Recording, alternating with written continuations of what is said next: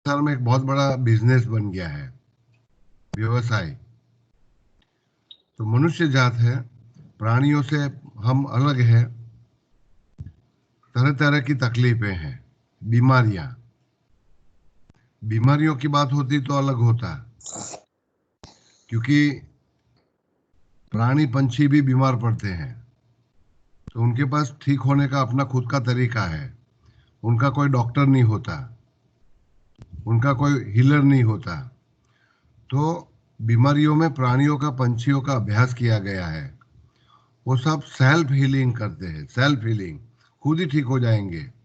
किसी को पूछेंगे नहीं हमें तकलीफ है, क्या करें हम। तो बंदरों से लेकर सभी प्राणियों को, बंदरों का अभ्यास सबसे ज्यादा किया गया अफ्रीकी जंगलों में, कि जब ये बीमार पड़ते हैं तो अपने खुद के कुछ नुस्खे आजमाते हैं। तो या तो ये बिल्कुल चैन शांत पड़े रहेंगे, खाना पीना छोड़ देंगे और वनस्पतियों से कुछ ना कुछ इलाज खोजेंगे, वनस्पतियों के माध्यम से।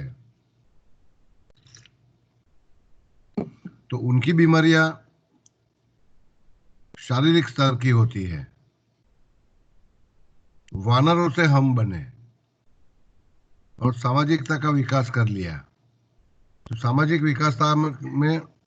विकास में हमने शारीरिक बीमारियों के उपरांत तीन अलग अलग बीमारियां जोड़ी, तीन प्रकार की बीमारियां। तो अगर आप चाहे तो थोड़ा नोट इसलिए बनाइए कि मैं समझ रहा हूँ आप सब योग शिक्षक हो, हीलिंग का काम करना है आपको,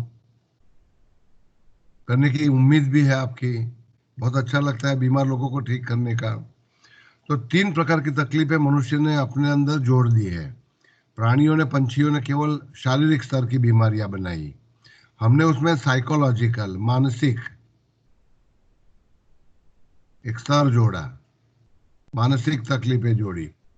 मैं साइकोलॉजिकल बीमारियों की बात नहीं कर रहा हूं, लेकिन हमारी बीमारियों में साइकोलॉजिकल एलिमेंट होता है, मानसिक अंग जोड़ा जाता है। जैसे कि आपको सर दर्द हो रहा है, पैर में चोट आई है, तो चोट का एक परिमाण दिया जाएगा, डायमेंशन। बहुत ज्यादा चोट आई, बहुत ज्यादा सर दर्द हो रहा है, मैं सब मेरा कोई काम नहीं हो रहा है। तो आप देखिए कि एक साइकोलॉजिकल डायमेंशन, मानसिक परिमाण हमारी प्रत्येक बीमारी के साथ जोड़ा, जो मनुष्य ने, जो प्राणी नहीं जोड़ते। तो सरदर्द लेके आने वाला व्यक्ति या किसी भी प्रकार का दर्द लेके आने वाला व्यक्ति कितना प्रामाणिक है अपनी बीमारी को व्यक्त करने में और कितना मानसिक परिमाण जोड़ता है, इसको पता नहीं चलता। तो पहला परिमाण जोड़ा गया साइकोलॉजिकल, दूसरा परिमाण जोड़ा गया इसके आई साथ, आई साइकोलॉजिकल के साथ, वो है इमोशनल। इमोशनल, लागणी, भावना। और तीसरा परिमाण जोड़ा गया सोशल, सामाजिक। तो जिस सामाजिक जंगल में हम जीते हैं, क्योंकि आदमी संबंधों से बना हुआ है, तो जन्म से लेकर उसके संबंधों के नाम दिए गए, और जितने संबंध उतना घना जंगल, उस जंगल से हमको गुजरना जीवन भर। जितना लंबा जीवन उतनी खरोच ज्यादा आएगी। तो प्रत्येक व्यक्ति को अपनी बीमारी में साइकोलॉजिकल, इमोशनल, सोशल, तीन परिमाण, थ्री डिमेंशंस, ये जोड़े जाते हैं। तो इससे बीमारी शारीरिक स्तर की नहीं रहती, इसका व्यापक परिमाण बन गया, परिमाण, डायमेंशन, जिसको हम कहते हैं सफरिंग, पीड़ा, यातना। तो किसी भी प्राणी का बीमारी देखो और मनुष्य का बीमारी देखो, तो बीमारी में अनिवार्य रूप से मानसिक, भावनात्मक और सामाजिक तीन और स्तर जोड़ दिए मैंने। तो सिंपल कैंसर जो हाथियों को भी होता है, लेकिन मनुष्य को कैंसर होता है, तो उसका सोशल डायमेंशन देखो, उसका साइकोलॉजिकल डायमेंशन देखो, उसका इमोशनल डायमेंशन देखो। तो इससे जो यातना होती है, इससे एक मजबूरी बनती है बीमार व्यक्ति की। एक बीमार व्यक्ति की मजबूरी बनती है, उसको उससे बाहर निकलना है क्योंकि बीमारी की यातना बन गई। तो वो यातना से बाहर निकालने वाले लोगों को हम हीलर के नाम से पहचानते हैं। हीलर, है ना। केवल डॉक्टर का काम होता तो चलता, लेकिन अब हीलर भी प्रैक्टिस में है। Pranic healer, psychological healer, emotional healer, कई कई प्रकार के नाम लगा दिए, जो अब प्रत्येक टेक्निक के साथ एक हीलिंग का नाम जोड़ दिया गया। तो इस सोच से हमको थोड़ा बाहर निकलना होगा। तो पहला नियम मैं ये आपको सिखा रहा हूँ, थोड़ा कठिन, एंटी एजुकेशन, शुरुआत में ही बोला मैंने, और जितना भी बोलता हूँ मैं पूर्व तैयारी के बिना, तो मैं थोड़ा आपके दिमाग को ढंढोलने के लिए एंटी एजुकेशन कर रहा हूँ। तो पहला, there is no healing, there is no healing, nobody can be healed. Healing है ही नहीं। एक खूबसूरत नाम दे दिया, जैसे कि वानर को नग्न शरीर मिला, मनुष्य को ढका हुआ, वस्त्रों से ढका हुआ शरीर बना मिला सामाजिकता के कारण। तो तो वो जो ढका हुआ शरीर बना, वो वस्त्र खुद एक बहुत बड़ा इंडस्ट्री बन गया। प्राणियों को ऐसी कोई चिंता नहीं थी, वानर को ऐसी कोई चिंता नहीं थी। तो मेरे पूर्वज वानर मजे से जी रहे, और मैं सामाजिकता के नाम से ये सब व्यापार कर रहा हूँ। तो पहला नियम हम ये बनाएंगे, देयर इज नो हीलिंग। ये इसलिए कह रहा हूं मैं कि दर दर हीलिंग के नाम से भटकना सबको बंद करना होगा। सबके जीवन में मानसिक तकलीफें हैं, भावनात्मक तकलीफें हैं, सामाजिक तकलीफें हैं। उसके साथ जीने का एक अंदाज हमको पैदा करना होगा। हीलिंग के नाम से हम जो भटकते हैं, इसमें किसी का पेट भरता है, किसी का नाम बनता है, और कोई हील नहीं होता। सो देर इज नो हीलिंग। अगर मैं ऐसा कहूँगा तो आपको थोड़ा धक्का लगेगा, लेकिन इसको थोड़ा अब मैं चिंतन के लिए दे रहा हूँ, सोच के लिए दे रहा हूँ। There is no healing. दूसरा सिद्धांत बनाएंगे, there is no healer. There is no healer. कोई आपको ठीक नहीं कर सकता। आपकी तकलीफें हैं, मेरी भी तकलीफें हैं जीवन जीने की। तो उस तकलीफों से मुझे कोई बाहर नहीं निकाल सकता, कोई इसको ठीक नहीं कर सकता। आप समझिए कि आवश्यकता मेरी है, जरूरत मेरी है, वो कोई कैसे पूरी कर सकता है? उसे पूरी करने का काम मेरा है, मेरी जिम्मेवारी है। बीमारी मेरी है, क्योंकि फिजिकल होती तो मैं वनस्पतियों के सहारे या आहार के सहारे उसको ठीक कर सकता, लेकिन मेरी बीमारी में साइकोलॉजिकल डायमेंशन, इमोशनल डायमेंशन और सोशल डायमेंशन, ये तीन मैंने डाले हैं। अगर मैं शारीरिक स्तर पर जीता, अगर मैं शारीरिक स्तर पर जीता तो मुझे कोई यातना, पीड़ा, सफरिंग नहीं होता। लेकिन क्योंकि उसमें मैंने साइकोलॉजिकल एलिमेंट डाला, इमोशनल डाला और सोशल डाला, तो उसको सफरिंग बनाए, वो मेरी आपत्ति है, मैंने खुद ने पैदा की है। तो उसे मुझे ही ठीक करना होगा। So there is no healer, there is no healing, there is no healer. इसका मतलब है तीसरा सिद्धांत बनाएंगे, थर्ड प्रिंसिपल। तो 5 सिद्धांतों से हम पूरी चर्चा को आगे बढ़ाएंगे। Third principal is all healing is self healing. फिर हीलिंग शब्द का हम चर्चा करेंगे। All healing is self healing. तो आपको खुद को ही आपकी चिकित्सा करना होगा, हीलिंग करना होगा, दर बदर भटकना सबको बंद करना होगा। तो मैं कई लोगों को उनकी आपत्तियों में, उनकी यातनाओं में मैं सुनता हूँ, मैं सहायता करने का ढोंग भी करता हूँ। लेकिन मुझे पता है कि आज तक इतने सालों में, लगभग 35 सालों से ज़्यादा से 40 सालों से मैं हीलिंग का जो काम हाथ में लिया था, किसी को मैं ठीक नहीं कर सका, क्योंकि there is no healing, there is no healer, all healing is self healing, है ना। All healing is self healing. खुद को ठीक करना होगा, अपनी यातनाओं को खुद समझिए, खुद इसको ठीक करिए। There are no healing tools. चौथा सिद्धांत, नो हीलिंग टूल्स। कई बार मैं कहता हूँ इंजेक्शन दे दो ताकि तकलीफें कम हो जाए, दवाइयाँ दे दो ताकि ठीक हो जाए, रीकी कर लो ताकि ठीक हो जाए, हिप्नोसिस कर लो ताकि ठीक हो जाए। This are called healing tools. Pranic healing करो मेरे लिए, है ना। तो there are no healing tools. कोई साधन से कोई बीमारी ठीक होती नहीं। ये चढ़ावा का किया गया, या एक एक एक प्रकार का आप एक भ्रम पैदा कर दिया गया कि इन चीजों से मेरा हीलिंग होता है। तो हम इसी के कारण दर बदर लोगों के घर भटकते हैं। तो चौथा सिद्धांत बनाएंगे हम, there are no healing tools. There are no healing tools, but the last principle will be there are healing mechanisms. Healing mechanisms, और बहुत कठिन पड़ेगा इसको समझने का। हीलिंग टूल और हीलिंग मैकेनिज्म। जैसे कि आपको कोई मानसिक तकलीफ है या लागनी की कोई तकलीफ है, आपकी लागनी को कोई ठेस पहुंची है, तो वो ठेस दूर करने के लिए कोई मरहम पट्टी नहीं की जा सकती। There is no healing tool, है ना। कोई टेक्निक इस्तेमाल नहीं की जा सकती, क्योंकि जो भी यातनाएं हैं, हमारी सफरिंग है, वो साइकोलॉजिकल है, इमोशनल है, सोशल है। मरहम पट्टी, एक्सटर्नल टेक्निक्स कोई भी काम नहीं आएगी। बाह्य पद्धति, बाह्य टेक्नोलॉजी कोई भी काम नहीं आएगी।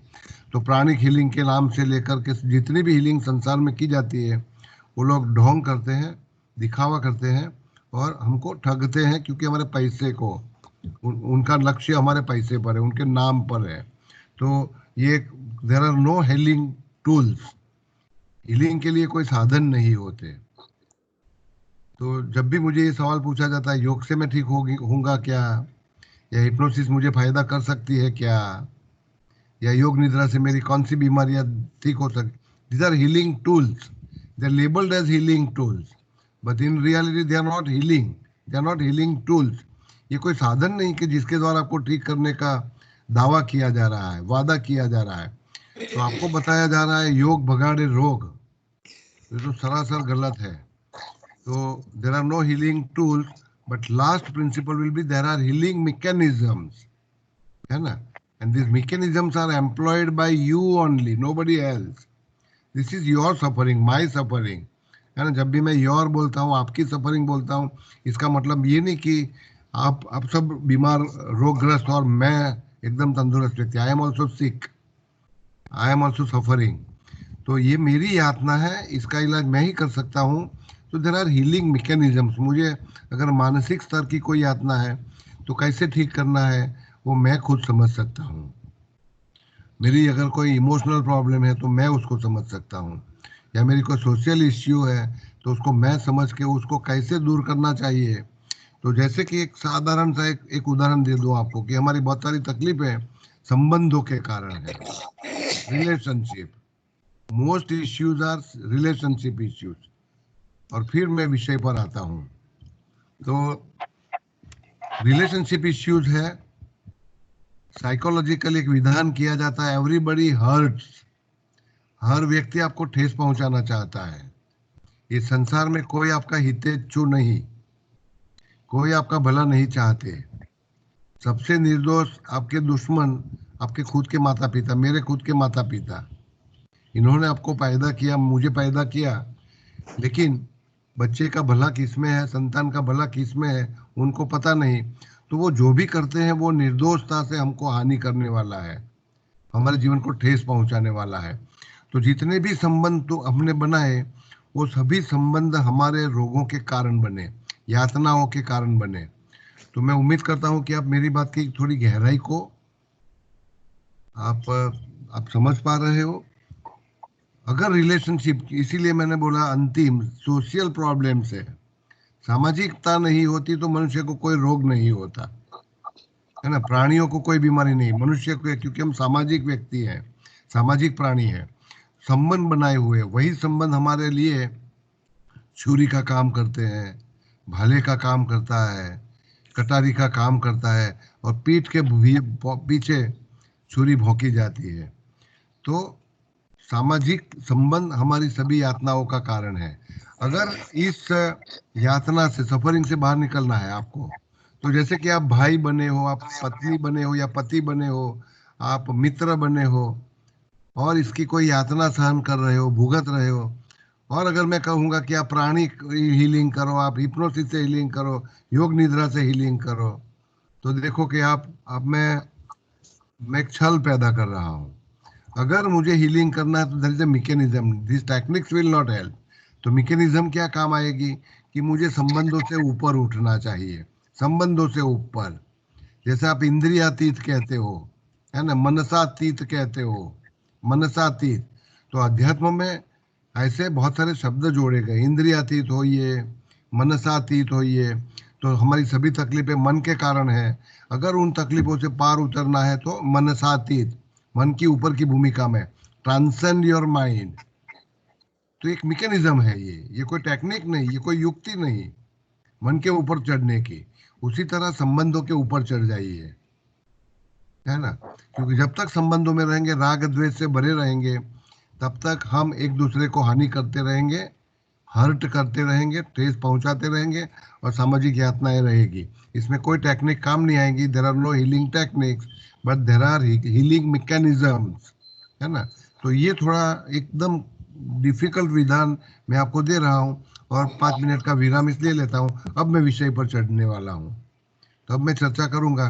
लेकिन ये 5 सिद्धांत जो बनाए, अगर इसमें आपकी कोई बहस है, कोई शंका है, या आप मेरे से दलील करना चाहते हो तो अच्छा लगेगा। ये कोई कोई पाठ्य पुस्तक से लिए हुए तथ्य नहीं है। ये मैं जीवन भर सोचता रहा हूँ इससे। कई बार इसीलिए मैं हर विधान में, हर जगह पर मैं क्लास में ये बोलता हूँगा। तो ये कॉमन फिलोसॉफी बनाई है मैंने, और उसको आपके समक्ष प्रस्तुत करता हूँ। और अगर इसमें आपको तो इससे आपको एक एक टिप मिलेगी, एक चाबी मिलेगी अपनी यातना को लेके। आप बाय बाय चारनी, गुजराती में खेल है, सब खेल चुके होंगे। बाय बाय चारनी, पहले घेर जा, है ना। मेरे पास तुम्हारा हीलिंग नहीं है, जितना हो सकता है तुम्हारा रस निचोड़ लूंगा, और फिर बोलूंगा आप किसी और के पास जाओ। ओके। और पूरी जीवन आप भटकते रहेंगे। तो इससे अपने आप को मुक्त करना है। तो एनी क्वेश्चन, एक भूमिका बनाई मैंने।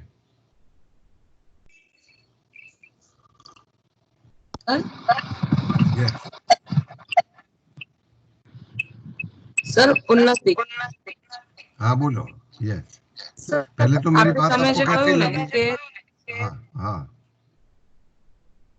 કેવી લાગી વાત, કેવી લાગી? 100% સાચી એમ? એવું ના માની લેશો, સાચી કહીને કામ ના કરશો. એવી એની રીતે સાથે નહીં ખરેખર લાગી કારણ કે ગઈકાલે હું 98th બેચમાં છું તો ગઈકાલે જે તમે છેલ્લા સમજાવતા હતા ને જે જનરલી ઘરમાં પ્રોબ્લેમ્સ હોય તમારે શું કરવાનું શું નહીં એની અંદર મેં એ ત્યારે ને ત્યારે જ મારે ઓફિસમાં પ્રોબ્લેમ થયો હતો મારે રજા જોઈતી હતી ને નથી મળી તકલીફ હતી તો અને મેં તમારા જેવું કામ કર્યું તમે કહ્યું એ રીતે પ્રત્યુત્તર આપ્યો મને બહુ સારો અનુભવ થયો ત્યારે મારી મૂર્તિ બનાવી દેજો હવે તમારી ઓફિસમાં.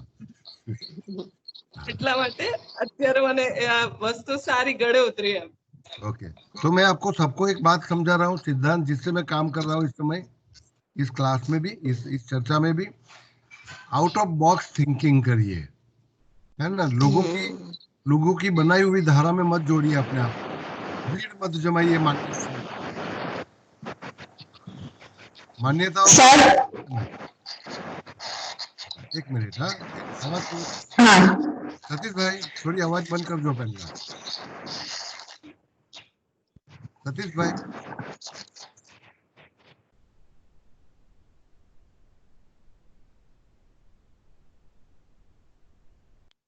સર તમે પણ મ્યુટ થઈ ગયા છો. आप एक अकेले एकाकी बनेंगे, वो खास ध्यान में रखना। तो किसी से मिलता जुलता सोच मत रखिए, आप अलग हो जाइए, तो आपकी कई सारी यातनाएं इसी से दूर हो जाएगी। तो ये मैकेनिज्म हो गई जो मैं समझा रहा था आपको। क्योंकि मैं जो मानता हूँ वो किसी की मान्यता नहीं, इसलिए किसी की यातना मेरी यातना नहीं। That is one mechanism of relieving your sufferings in life. Okay, तो हट के सोचिए, थोड़ा अलग से सोचिए, किताबों की सोच मत लेके आइए। ओके, तो कोई प्रश्न आपके? नहीं तो फिर हम चर्चा करेंगे विषय की। અરે આપ એ જ પૂછવાનું કે આ સાયકોલોજીકલ, ઇમોશનલ અને સોશિયલ એ ત્રણ પ્રકારના શું ડિસીઝ કન્સિડર કરવાના કે આ ત્રણના લીધે ડિસીઝ થાય ना છે? ना फिजिकल डिजीज है। आपको 3 शब्द में दूंगा, 3 शब्दों की तफावत समझने के लिए।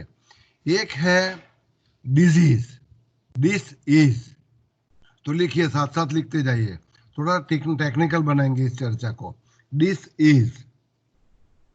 दिस इज का मतलब होता है one part of my body is not functioning well, कार्यात्मक तकलीफ है। जैसे कि मेरी उंगली इस समय मैं लिखना चाहता हूं लेकिन ठीक से काम नहीं कर रही है ना, तो मेरी लिखने में बहुत तकलीफ हो गई है, तो इसको मैं कहूंगा दिस इज का मतलब होता है फंक्शन।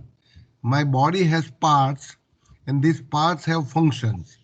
जैसे कि मेरी आंखों का काम देखना है लेकिन मैं ठीक से देख नहीं सकता, तो मेरी विजन वीक है, तो इसका मतलब ये मेरा डिसीज है ना। मेरी नाक जुकाम से भरी हुई है, इट्स अ डिजीज। मैं ठीक से सुन नहीं पा रहा हूँ, इट्स अ डिजीज। ओके, अकस्मात में मेरी एक उंगली कट गई, तो डिसीज इज फिजिकल,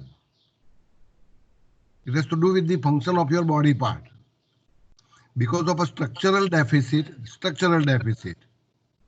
और functional deficit.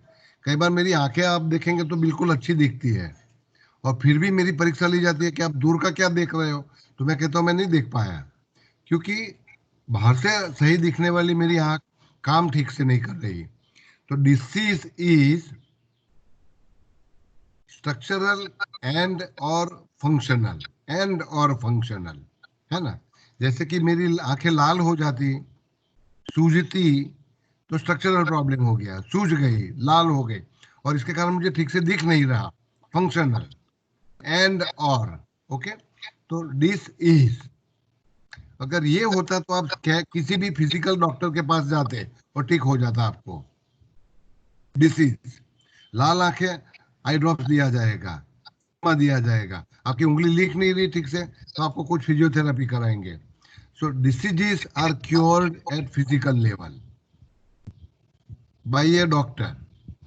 He may be an homeopath, he may be an Ayurvedic practitioner, he may be a modern medical practitioner, anyone. Okay, अब दूसरा एलिमेंट ऐड करेंगे उसमें, दूसरा एलिमेंट, उसको कहा जाता है इलनेस। डिसीज के एक स्तर ऊपर चढ़े आप, इलनेस। तो इलनेस का मतलब होता है to your physical problem a psychological element is added. मैं आपको समझाता हूँ कि जैसे कि आप मुझे बुखार है और मेरा सर दर्द हो रहा है या मेरा कमर दर्द हो रहा है बुखार के कारण, अब मैं डॉक्टर के पास जाता हूँ या घर में कोई पूछता है क्यों पड़े हो, क्या हो रहा है, तो मैं कहता हूँ कमर दर्द हो रहा है। अब मुझे पूछा जाता है कितना कमर दर्द है, या पूछने की जरूरत, मेरे चेहरे पर लिख लेता हूं मैं, साइकोलॉजिकल डायमेंशन है ना, चेहरे पर लिख लेता हूँ, I am suffering terrible pain, terrible headache. तो टेरिबल, ये साइकोलॉजिकल एलिमेंट हो गया, क्योंकि आपको मन है, वो मन सोचता है, तो वो आपकी फिजिकल बीमारी में थोड़ा अपना भी बूढ़ापा अंदर डालता है, अपनी भी सोच डाल देता है, और बहुत दुखता है। इसीलिए किसी को अगर मैं कहूंगा कि तुम्हारे सर दर्द का थोड़ा प्रमाण माप दे दो मुझे 0 से लेकर 10 तक, तो सर दर्द होगा 2 और वो बताएगा 8। तो psychological dimension, when you add psychological dimension to your disease, it is called illness. अब ये इलनेस हो गई, तो तीनों को कई बार इंटरचेंजेबल एक दूसरे के बदले में उपयोग किया जाता है, वो गलत है। 3 डायमेंशन समझा रहा हूं। अब तीसरा एक शब्द लिखिए, सिकनेस। तो सिकनेस में सोशल डायमेंशन है। I am a doctor and my social job is to treat people, but because I am suffering from corona today, I will not be able to go to my clinic, so I am not discharging my social role. Therefore I am sick. जब आप अपनी बीमारी के कारण सामाजिक भूमिका नहीं निभा सकते, आप माँ हो, बच्चे को भूख लगी है, लेकिन माँ कह रही है कि मेरा सर दर्द हो रहा है, मैं खाना नहीं बना पाऊंगी, प्लीज मेरे को परेशान मत करो। अब आप सिक बने, सोशल भूमिका, आपने सोशल डायमेंशन ऐड कर दिया, समझे आप? तो जो मानसिक इलनेस वाला डायमेंशन बोला, उसमें साइकोलॉजिकल और इमोशनल दोनों डायमेंशन साथ में बोल दिए। तो सामाजिक भूमिका जब आप नहीं कर सकते, या आप विद्यार्थी हो लेकिन आपको कोई बीमारी हो गई तो क्लास नहीं जा सकते आज, तो आप डॉक्टर के पास जाएंगे, हमको सिकनेस सर्टिफिकेट दे दो। आप ये नहीं कहेंगे हम डिजीज सर्टिफिकेट दे दो या इलनेस सर्टिफिकेट दे दो, है ना? इलनेस सर्टिफिकेट कोई नहीं दे सकता क्योंकि ढोंग कर रहा है, लेकिन सिकनेस सर्टिफिकेट डॉक्टर दे सकता है। सिकनेस, तो तीन शब्दों का तफावत समझना होगा आपको। Disease, illness, sickness, they are not interchangeable. एक के बदले में दूसरे का उपयोग नहीं कर सकते। ओके, तो दूसरा कोई सवाल?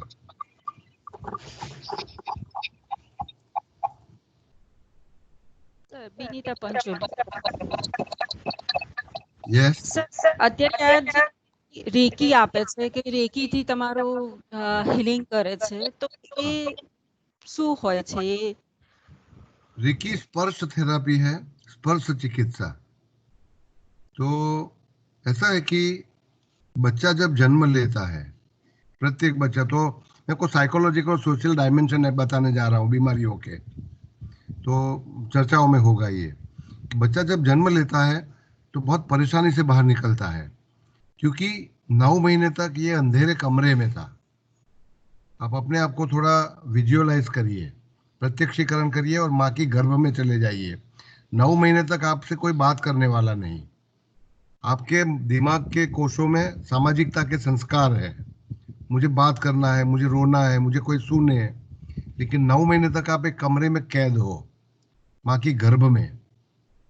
फिर आपको बाहर निकालने की प्रक्रिया की जाती है, वो बहुत यातनापूर्ण होती है, यातनापूर्ण। इसके चित्र बनाए गए हैं, इंटरनेट पर आपको मिलेंगे। डिलीवरी 8 घंटे से लेकर 18 घंटा लेती है।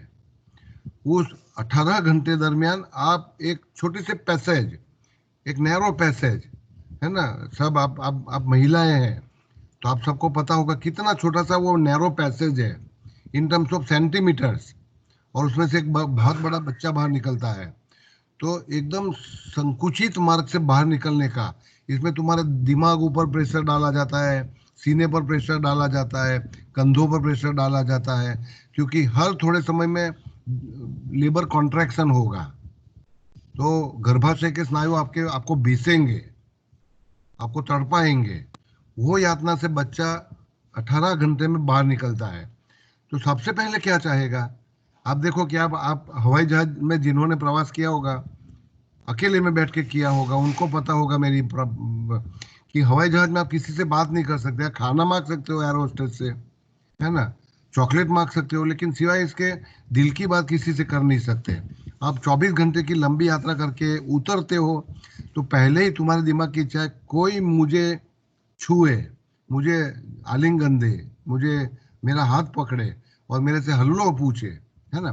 तो कुछ उसी तरह बच्चा जब बाहर निकलता है तो ये बच्चा दो चीजें, दो जरूरतें लेके बाहर आता है। One is called stimulation need, psychological need समझा रहा हूँ, लिखते जाइएगा आप। स्टिम्युलेशन नीड, है ना, एंड रिकॉग्निशन नीड रिकॉग्निशन। तो जैसे ही बच्चा बाहर निकला, रोना प्रारंभ किया, तो ये चाहता है मुझे आश्वासन मिले, मुझे कोई उठा ले, मुझे कोई छू ले, क्योंकि मैं इतनी 9 महीने की एकाकी जीवन और 18 घंटे की मेरी दर्दनाक प्रवास को पूरा करके बाहर निकला हूँ, तो मुझे कोई उठा ले। तो उठा ले, स्पर्श कर ले, मैं रिकी समझा रहा हूँ आपको, स्पर्श कर ले। और इसको कहा जाता है स्टिम्युलेशन नीड, स्टिम्युलेशन, टच। और 1 घंटे के अंदर माँ मुझे गोद में ले और मुझे स्तनपान कराए, मेरी भूख पूरी करे, क्योंकि अंदर मैंने कुछ खाया नहीं, 9 महीने से कुछ खाया नहीं, है ना। तो बाहर निकले, मुझे छुए और मुझे स्तनपान कराए, मेरी भूख पूरी करे। भूख अवतरण चिन्ह में लीजिए आप, अवतरण चिन्ह में, क्योंकि भूखें अलग अलग प्रकार की, बहुत प्रकार की हैं। अगर आप जन्म जन्मांतर में मानते हो तो पूर्व जन्म की भी कहीं भूखे लेके आए हो, तो मुझे छू ले, मुझे उठा ले, मुझे स्तनपान कराए और मुझे गोद में ले ले। This is called stimulation need, stimulation hunger.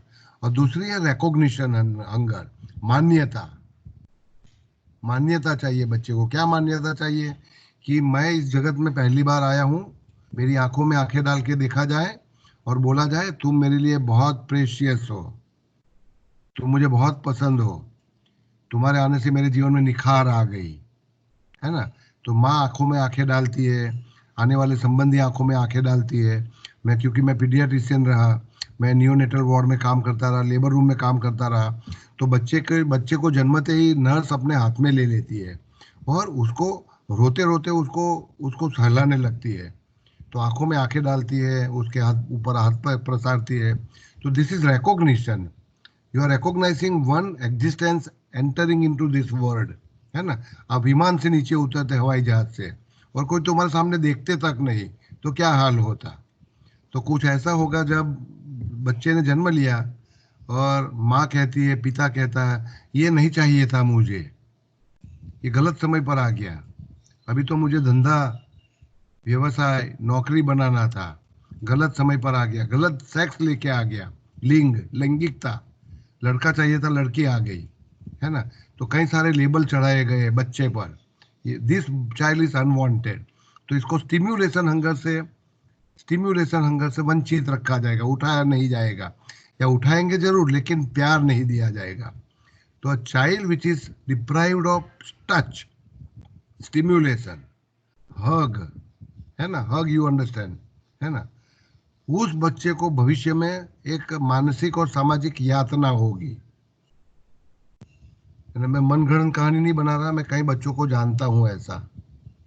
आप जाइएगा किसी भी, जिसको अनाथ घर कहा जाता है, गांधी जी बहुत चिढ़ते थे अनाथ शब्द उपयोग करने को, और मदर टेरेसा बहुत आपत्ति प्रकट करती थी। बच्चों को, किसी भी बच्चे को अनाथ मत कहिए।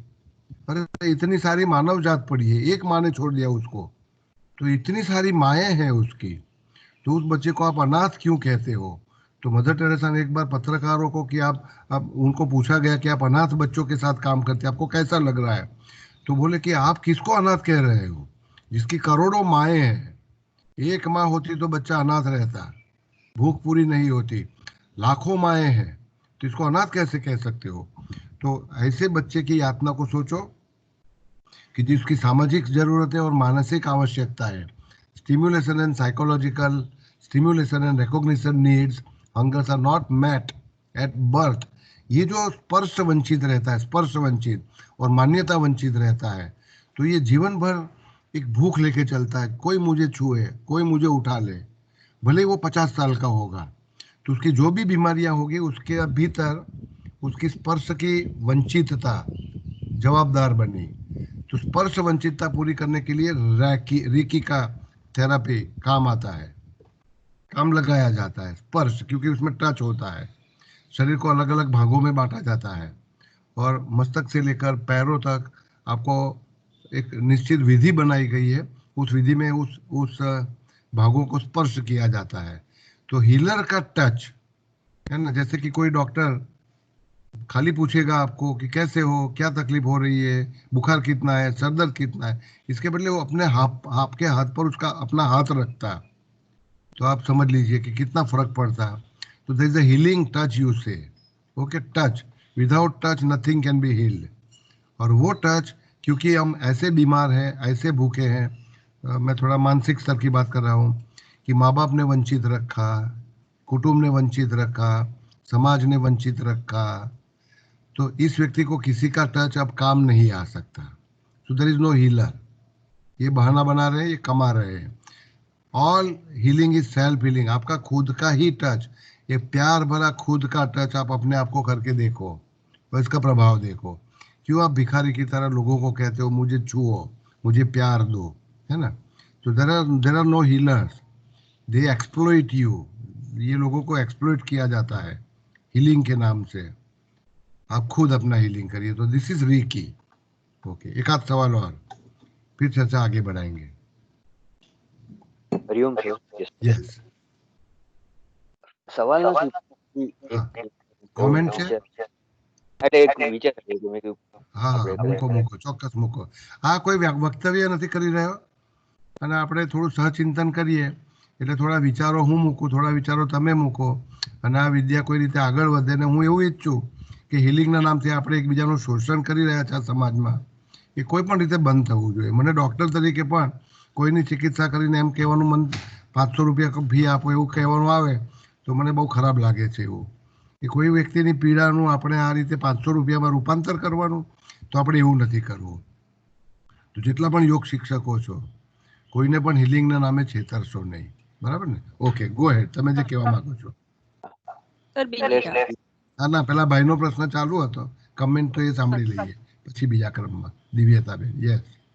વિચાર એવો છે હાજી. ઘણી આ બધા લોકો રીતે તકલીફ ઘણી વાર મેં એવું કર્યું છે કે જેમની વ્યથા સંભાળવા મળી જાય તો સામાન્ય રીતે પીડા ઓછી થઈ જતી. એટલે આ વ્યવસ્થા છે એને હિલિંગ ગણી શકાય?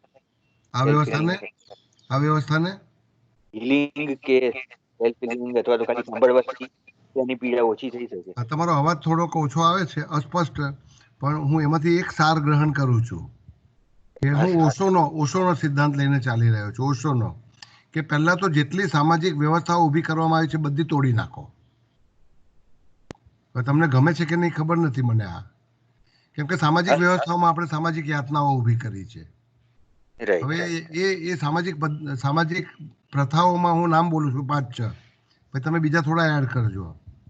પહેલું તો કુટુંબ પ્રથા બનાવી, મા બાપ, સંતાનો, બરાબર ને, દાદા દાદી, કાકા કાકી, મામા મામી ઇત્યાદિ.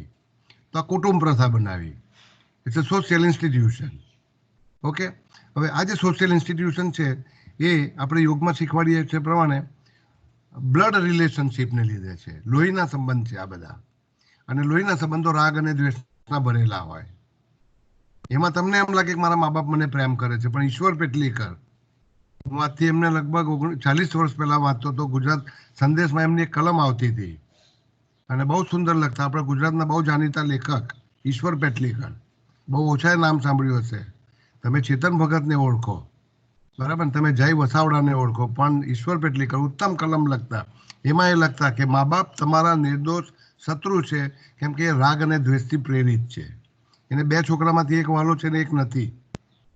એકને બધું ધન આપી જાય છે અને બીજાને તડપાવે છે. તો મા બાપ રહી ગયા ને, તો બધા બ્લડ રિલેશન્સ, બધા ફેમિલી રિલેશન્સ રાગ અને દ્વેષથી પ્રેરિત છે. એટલે પહેલી ઇન્સ્ટિટ્યુશન જેને તોડવી જોઈએ. Okay, second is marriage. કોઈ એનો અર્થ એવો ના સમજતા કે ઘેર જઈને મેરેજ તોડી નાખજો અથવા, હા, એવું મારો કોઈ કહેવાનો આશય નથી.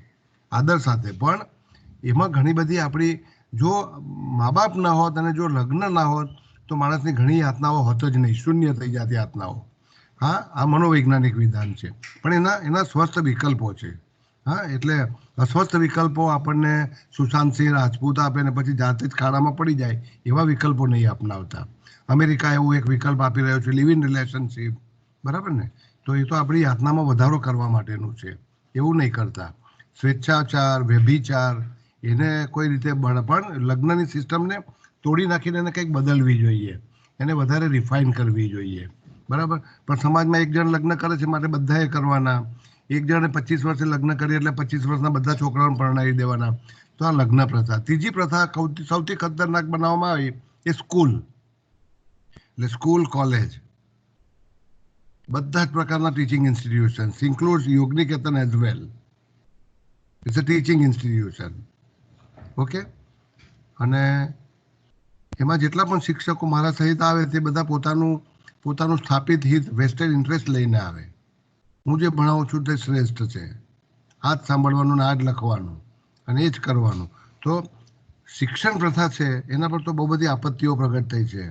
જિદ્દુ કૃષ્ણમૂર્તિએ લખ્યું, જ્હોન હોલ્ટે લખ્યું, બર્ટ્રાન્ડ રસેલે લખ્યું કે સ્કૂલ હોવી જ નહીં જોઈએ બાળકના જીવનમાં. તો સ્કૂલ જ તમારી બધી આપત્તિઓનું કારણ છે. તો એક સ્કૂલ. ચોથી તમારી અર્થવ્યવસ્થા, ધન, પૈસા, નાણાકીય વ્યવહાર. તમે ભૂખ્યા થાવ અને પછી કોઈ હોટલમાં ચડો, માદા પડો ને કોઈ હોસ્પિટલમાં જાઓ અને એક ખાટલા પર જઈને સૂઈ જાઓ અને કોઈ મારી સારવાર કરો, पहला बार जैसे डिपॉजिट भरो।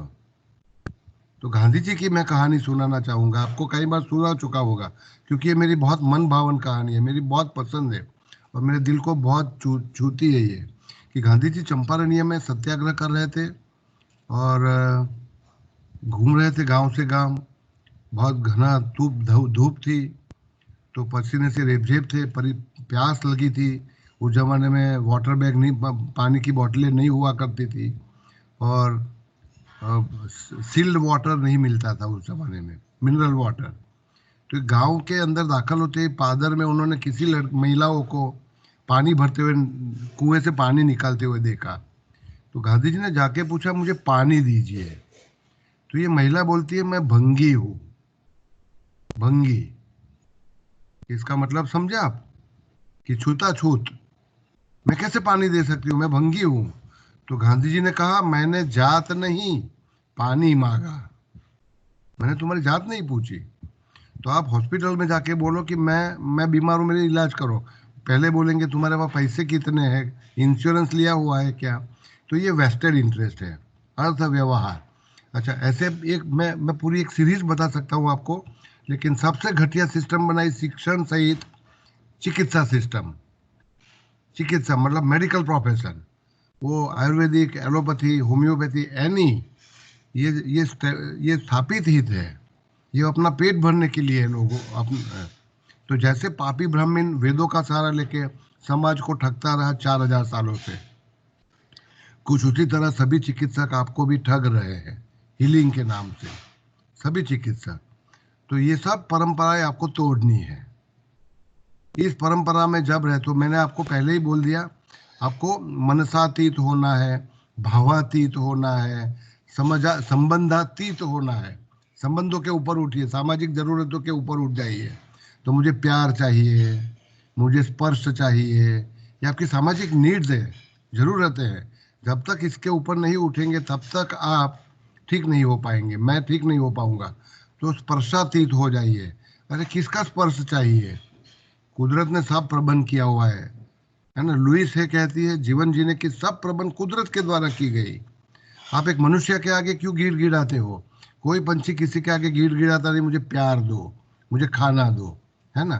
तो बी सेल्फ डिपेंडेंट, आत्मनिर्भर बनिए, अपनी स्थूल जरूरतों के बारे में, मानसिक जरूरतों के बारे में, लागणियों की जरूरतों के बारे में और सामाजिक जरूरतों के बारे में। आपको किसी की भी, तो ओ हेनरी का बहुत बढ़िया इसके ऊपर एक कहानी है, तो वो तो कभी बाद में करूँगा। लेकिन क्योंकि आपने नीड्स बनाई, नीड्स पूरी करने वाला सिस्टम बनाया, वो सिस्टम ही आपको ठगने वाला और शोषण करने वाला है, इससे थोड़ा बाहर निकलना है। ओके, तो ये थोड़ा अलग ढंग का आपको मैं सोच दे रहा हूँ हीलिंग के नाम से, है ना। तो एक लिंक चलेगी, एक चर्चा में एक कड़ी बनती रहेगी, इससे मैं चर्चा आगे चलना चाहता। तो मैं थोड़ा आगे बढ़ता हूँ, दो एक बात और कर लेता हूँ और फिर। तो सबसे पहले तो हमको स्वीकार करना है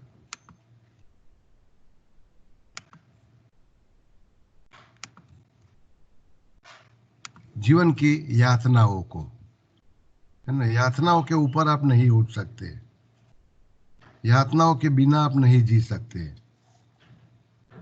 तो क्योंकि मैं दर्द से, यातना से, दुख से, दुखावा से डरता हूं, इसीलिए मैं किसी चिकित्सक के पास जाता हूँ, हीलर के पास जाता हूँ। मेरी शारीरिक यातना से मुक्त करिए, मानसिक यातना से मुक्त करिए, मुझे मेरी भावना तंत्र की यातना से मुक्त करिए, मेरी सामाजिक यातना से मुक्त करिए। तो जो तुम्हारे जीवन का निजी हिस्सा है, अंतरंग हिस्सा है, पेन, सफरिंग, उससे तुम मुक्त होना चाहते हो। तो जैसे मैंने एक अंग पाया, उस अंग की पीड़ा अनिवार्य है, उसी तरह मानसिक पीड़ा और सामाजिक पीड़ा अनिवार्य है। तो इसके ऊपर अगर मुझे उठना है तो उस यातना का मुझे स्वीकार करना चाहिए। किसी के आगे जाके भिख मत मांगिए कि मुझे ठीक कर दो, मुझे हील कर दो, मुझे सही कर दो, मेरी यातनाओं को मिटा दो। नहीं, life is good as long as it is painful. बिना पेन के, बिना यातना के जीवन कल्पना नहीं कर सकते। तो सरदर्द भले ही होता हो, उसके मजे ले लो, उससे आप परेशान मत होइए, तो आपको किसी हीलर के पास जाने की जरूरत नहीं पड़ेगी। सभी प्रकार की यातनाओं का मानसिक रूप से, भावनात्मक रूप से स्वीकार कर लीजिए।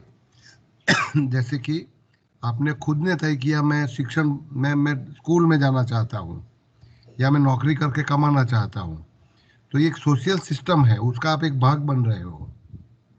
खुद ने तय कर लिया, खुद ने शादी को तय किया, खुद ने बच्चे पैदा करने को और कुटुंब बनाने को तय कर लिया, तो इसके साथ यातनाएं जुड़ी हुई है। आपके प्रत्येक निर्णय के साथ पंछियों को, पशुओं को यातनाएं नहीं होती, क्योंकि वो लोग निर्णय नहीं लेते, उनको केवल बायोलॉजिकल इंस्टिंक्ट है, बायोलॉजिकल इंस्टिंक्ट। ये जैविक आवश्यकताओं से अपना जीवन गुजारते हैं, जबकि मनुष्य मानसिक और सामाजिक आवश्यकताओं से जीवन गुजारता है। तो इसी कारण सर यातनाएं जीवन में अनिवार्य बन जाती है, अंतरंग भाग बन जाती है। इससे पीछा छुड़ाने का आप कभी भी मत सोचिए। तो ये एग्जिस्टेंशियल फिलोसॉफी है, एग्जिस्टेंशियल अस्तित्ववाद का सिद्धांत है कि आप यातनाओं से पीछा नहीं छोड़ा सकते, वो तुम्हारे साथ ही साथ चलेगी। तो जैसे कि युधिष्ठिर स्वर्गारोहण कर रहे थे, भाई सभी छूट गए, पत्नी छूट गई पीछे, लेकिन एक कुत्ता उनके साथ हमेशा रहा, है ना। तो जब ये स्वर्ग की द्वार में जा रहे थे तो पूछा गया क्या चाहते हो, तो बोले इस कुत्ते को भी मेरे साथ ले लो, क्योंकि एक उसी ने मेरा साथ निभाया। तो कुछ उसी तरह जीवन में एक ही चीज़ तुम्हारी जन्म से लेकर मृत्यु तक और मृत्यु की सीमा के उस पार तक हमेशा साथ रहेगी। ये मेटाफोरिकल है, मेटाफोरिकल रूपक है एक प्रकार का, कि यातनाएं हमारे साथ जन्म से लेकर मृत्यु पर्यंत और मृत्यु के उपरांत भी हमेशा रहेगी। तो life is good because it is painful. फिर भी आपको हीलिंग तो करना है, तो वो 5 सिद्धांत जो रखे हुए हैं उसको भूलिएगा मत आप। वो 5 सिद्धांतों को नजरिए में रखते हुए कि 3 प्रकार का हीलिंग कोई नहीं करेगा। मैंने जैसे बताया, all healing is self healing, nobody else offers you healing, nobody can heal you, you only can heal yourself, and that healing will have 3 levels। इसकी 3 स्तर रहेगी। मैं बहुत सारी स्तर बना सकता हूँ, लेकिन क्योंकि मैं वार्तालाप को संक्षिप्त करना चाहता हूँ, चर्चा को मैं बांधना चाहता हूँ, तो 3 ही स्तर बनाए, नहीं तो मैं कई सारे स्तर और बना सकता था इसमें। तो आपको फिजिकल हीलिंग, जैसे कि कोई घाव पड़ा, या जैसे आप खाना पका रही थी और खाना पकाते पकाते आपको अग्नि छू लिया तो आप जले, तो वो जो बर्न्स हुआ, या गरम गरम पानी निकाल रही थी और उस पानी से आप जले, तो स्काल्ड कहा जाता है, बर्न्स एंड स्काल्ड्स, जली हुई ईजा, जली हुई ईजा। उसके लिए आपको चाहिए फिजिकल हीलिंग। तो वो कुदरत ने प्रबंध किया है, समझ लीजिए। मैं 3 लेवल्स ऑफ हीलिंग बता रहा हूँ।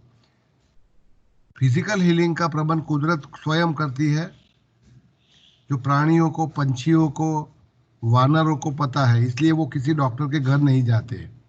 घाव पड़ा तो 5 या 7 दिन का समय लेगा, ये अपने आप भरेगा, तब तक थोड़ी सी सुविधा उस घाव के लिए तुमको करना होगा, बाकी कोई डॉक्टर की आवश्यकता नहीं रहेगी। जैसे कि बुखार है आपको, तो वो फिजिकल प्रॉब्लम है, डिजीज जिसको आपको मैंने बोला, तो ये अपने आप ठीक होने वाला है, कुदरत के द्वारा प्रबंध किया गया है।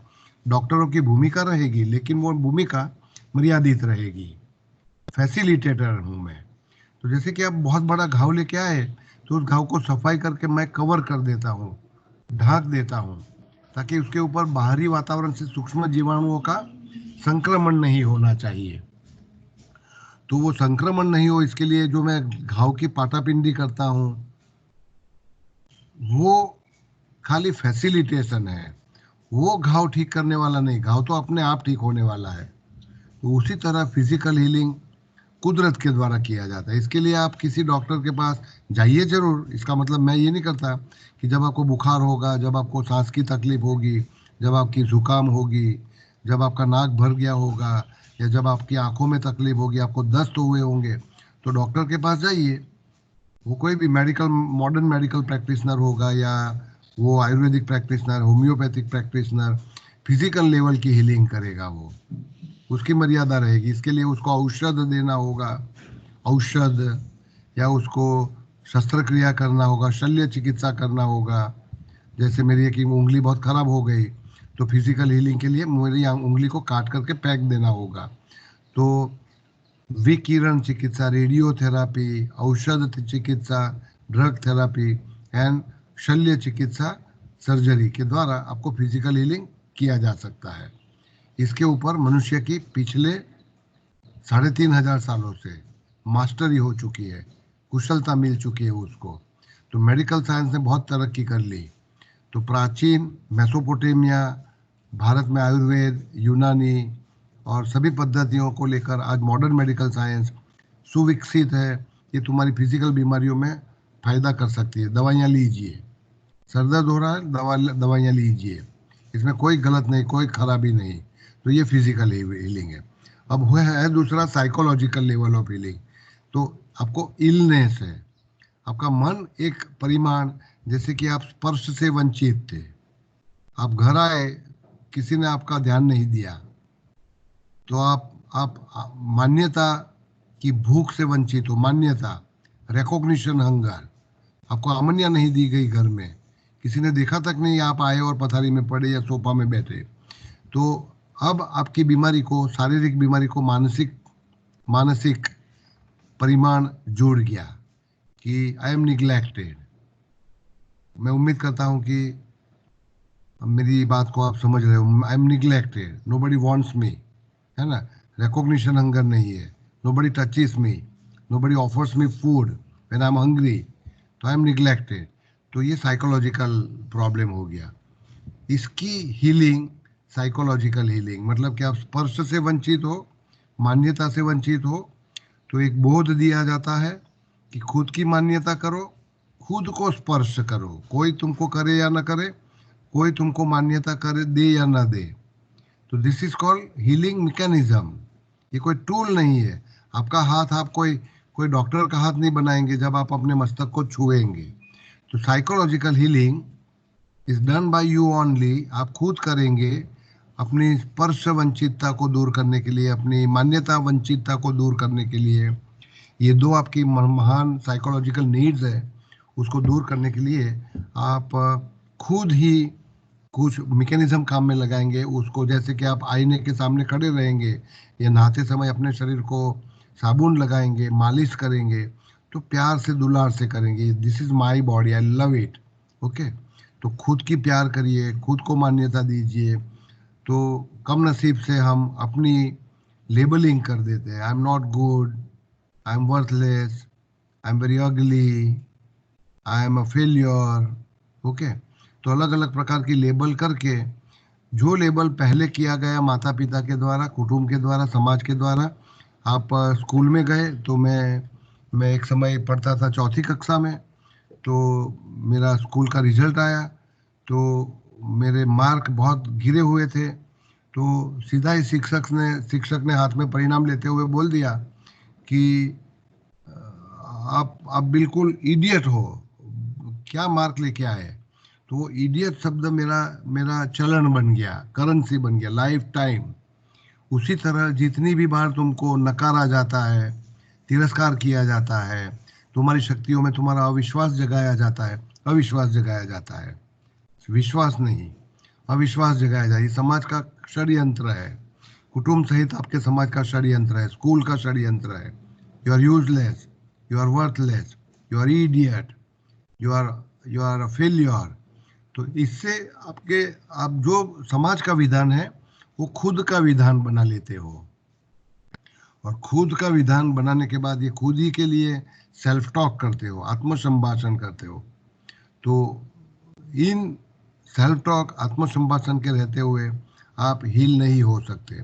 तो अभी आपको अपनी सबकी, क्योंकि everyone is suffering from self hatred, खुद के प्रति अमान्यता से पीड़ित है, खुद की हम अपमान कर रहे हैं, खुद को हम नीचे गिरा रहे हैं, सेल्फ हेट्रेड, मैं मेरे आप को पसंद नहीं करता। तो ये एक फीलिंग से हमको बाहर निकलना होगा। तो आप समझते जाइएगा कि फिजिकल हीलिंग तो कुदरत का काम है, इसमें आपको कुछ भी नहीं करना है। थोड़ा सा देखभाल करेंगे अपने घाव का, अपनी बीमारी का, जैसे कि कोरोना हुआ, कोल्ड हुआ, तो आराम करेंगे, पौष्टिक आहार लेंगे, वो सब करेंगे आप, और थोड़ी डॉक्टर की दवाई भी लेके आएंगे, लेकिन कुदरत खुद प्रबंध करेगी। कोरोना के लिए कोई दवा अभी इस समय उपलब्ध नहीं है, तो कोरोना खुद ठीक होता है, आपको केवल आराम करना है, आहार लेना है, तो इससे आपकी बीमारी ठीक होती है। लेकिन साइकोलॉजिकल इलनेस खुद ठीक नहीं होती, और न ये खुद किसी के द्वारा ठीक होती है, ये आपको खुद को ठीक करना होगा। इसका मतलब है कि आपकी जो नेगेटिव सेल्फ टॉक है, आई एम वर्थलेस, यूजलेस इत्यादि, उस सेल्फ टॉक को दूर करना होगा, खुद को प्यार जताना होगा, अपने आप को पसंद करिए, है ना, चाहे समाज उसको पसंद करे या ना करे, कोई आपको आप नकारात्मक वलन बताए या ना बताए, वो उनकी समस्या, आपकी नहीं। तो accept yourself as you are and start loving yourself, है ना, और सेल्फ हेट्रेड से बाहर आइए, आत्म तिरस्कार से बाहर निकलिए। तो this is called psychological healing. और तीसरा हीलिंग है स्पिरिचुअल हीलिंग, आध्यात्मिक सारवार भी नहीं कह सकते, चिकित्सा भी नहीं, स्पिरिचुअल हीलिंग, क्योंकि आपकी आत्मा ने एक मंदिर, एक निवास स्थान पसंद किया, एक शरीर और एक मन, इसकी निवास में आपका आत्मा रहता है। तो शारीरिक और मानसिक स्तर की सभी तकलीफें, जिस मकान में आप रहते हो, वो मकान की मर्यादाएं आपकी मर्यादा हो गई। तो इसको वेदांत में कहा जाता है शरीर तादात्म्य और मन तादात्म्य। तो शरीर तादात्म्य, शरीर के रहते हुए आप हो सत चित आनंद स्वरूप आत्मा। तो वेदांत में 4 महावाक्य सिखाए जाते हैं, महावाक्य, उपनिषदों में 4 महावाक्य है। यह है तत्त्वमसि, अहम ब्रह्मास्मि, मतलब कि कोई ब्रह्म तत्व है, अयम आत्मा ब्रह्म, या प्रज्ञानम ब्रह्म। तो ये अलग अलग 4 वाक्य जो मैं बोला, और 5वां एक और वाक्य है, सह अहम सोहम। तो अयम आत्मा ब्रह्म, प्रज्ञानम ब्रह्म, तत्त्वमसि, अहम ब्रह्मास्मि और सह अहम सोहम, ये 5 महावाक्य माने जाते हैं। इस प्रत्येक में ब्रह्म तत्व का नाम दिया गया। इसका मतलब ये नहीं कि ब्रह्म तत्व संसार में है, उसकी वास्तविकता का स्वीकार किया गया, उसको सत्य माना गया, नहीं, ये तो भावात्मक है, मेटाफोरिकल है, मेरे से ऊपर एक तत्व। हीलिंग में हम अगली बार चर्चा करने वाले हैं कि मेरे ऊपर भी एक बाहरी तत्व है, एक्सटर्नल फील्ड, बाहर एक तत्व, जैसे कि मेरे अंदर शक्ति है, बाहर एक शक्ति है। तो पेट्रोल पंप में पेट्रोल है, वो तुम्हारी गाड़ी में आता है, उसी तरह तुम्हारी बाहर एक फील्ड है, it is called external field. External field एक बाह्य शक्ति स्तर है, उसी का एक स्तर तुम्हारे अंदर प्रवेश करता है। तो वो जहाँ प्रवेश करता है वो तुम्हारी गाड़ी, मतलब तुम्हारा शरीर और तुम्हारा मन, उसी में निवास किया हुआ तुम्हारा आत्मा। तो ये आत्मा शरीर और मन की सीमा से ऊपर उठाइए आप, तो शरीरातीत होइए। शरीरातीत, मैं अंतिम भूमिका बांध के आज छोड़ रहा हूँ। शरीरातीत, गो बियॉन्ड योर बॉडी। जैसे कि ओलंपिक में दौड़ने वाला या क्रिकेट में खेलने वाला एक खिलाड़ी अपने शरीर की किसी भाग की ईजा से परेशान है, लेकिन दौड़ते समय उस शरीर को, उस अंग को, उस अंग की पीड़ा से ऊपर उठ जाता है, तो शरीरातीत बन जाता है। शरीरातीत, गोज बियॉन्ड हिज बॉडी, अपनी यातनाओं के ऊपर विजय प्राप्त कर लेता है। उसी तरह तुमको अपने शरीर के ऊपर विजय प्राप्त करना है, मन के ऊपर विजय प्राप्त करना है। तो जिस भूमिका में आप प्रवेश करते हो वो आत्मिक भूमिका है। अब आप शरीर की मर्यादाओं से बंधे नहीं, मन की मर्यादाओं से बंधे नहीं, which means you do not have a psychological need at all of love, of recognition, of touch etcetera. तो ये सब नहीं रहे आपके। तो इस समय आप जो भूमिका में हो वो आध्यात्मिक स्तर है, आत्मिक स्तर है वो। तो आत्मिक स्तर में आपका सीधा संबंध हो जाता है एक्सटर्नल फील्ड, बाहर एक शक्ति का स्तर है। तो दूर दूर ब्रह्मांडों तक मेरा व्याप फैला हुआ है, दूर दूर ब्रह्मांडों तक। क्योंकि कई बार जैसे मैं चर्चा में कहता हूँ कि कहीं दूर सुदूर के तारे, तुमको पता होगा इस समय पृथ्वी की सूर्यमंडल की मुलाकात पर एक धूमकेतु आया हुआ है, नाम है उसका नियोवाइस। तो ये फिलहाल हमारे आंगन से गुजर रहा है।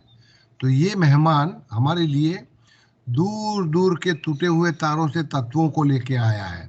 आयन लाया, हाइड्रोजन लाया, नाइट्रोजन लाया। तो दूर सुदूर से शक्तियों का स्रोत लेके ये धूमकेतु सूर्यमंडल में आया। ये अपने कुछ तत्वों की बौछार, बारिश पृथ्वी पर करेगा और इसी से जीवन निखरेगा। तो मेरा कनेक्शन कितना व्यापक है, आप समझिए कितना व्यापक। दूर सुदूर के तारों से मैं जुड़ा हुआ हूँ, सितारों से, निहारिकाओं से, तारामंडलों से जुड़ा हुआ हूँ। That's my real existence. तो बाहर एक एनर्जी फील्ड है, इसके साथ जब आप अपने आप को जोड़ते हो तो बीच में शरीर और मन को गिरा दो आप भूल जाइए इसको। हाँ, उसकी आवश्यकताएं जरूर पूरी करिए आप, जैसे कि खाना दीजिए, नींद दीजिए, उसको श्रम दीजिए, आप उसको कसरत कराइए, अपनी साइकोलॉजिकल नीड्स का भी ध्यान रखो, वो सब करेंगे। वो औपचारिकता है, they are formalities of life. खाना एक फॉर्मेलिटी है, गांधी जी कहते थे, औपचारिकता है। उसके लिए स्वाद क्यों देखना है मुझे? अच्छा, प्यार एक औपचारिकता है, क्योंकि मैं सामाजिक प्राणी हूँ, तो वो प्यार मुझे चाहिए और मैं अपने आप को देता हूँ। दिस आर फॉर्मेलिटीज, उसको तो जरूर पूरी करिए। मैं ये नहीं कह रहा कि शरीर और मन को उपेक्षित करिए, उसकी आवश्यकताएं पूरी करिए, लेकिन अपना कनेक्शन दूर सुदूर तक बनाइए।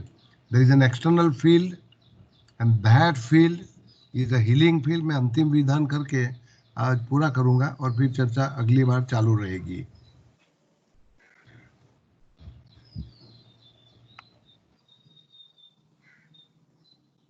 जो विधान मैं बताना चाहता हूं,